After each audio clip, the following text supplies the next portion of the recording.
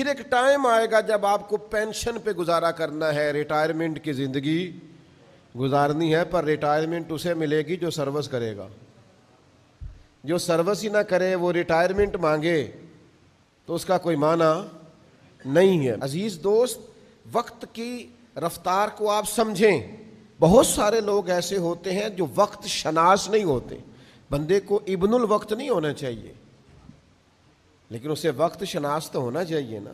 इकबाल कहते हैं कि जुमला लिख दिया किसी शोख ने मेहराब मस्जिद पर।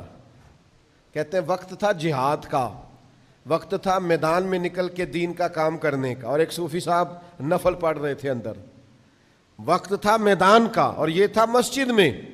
तो इकबाल कहने लगे ये जुमला लिख दिया किसी शोख ने मेहराब मस्जिद पर कि ये नादा गिर पड़े सजदे में जब वक्त क़याम आया। टाइम खड़े होने का था, तू सजदे में है।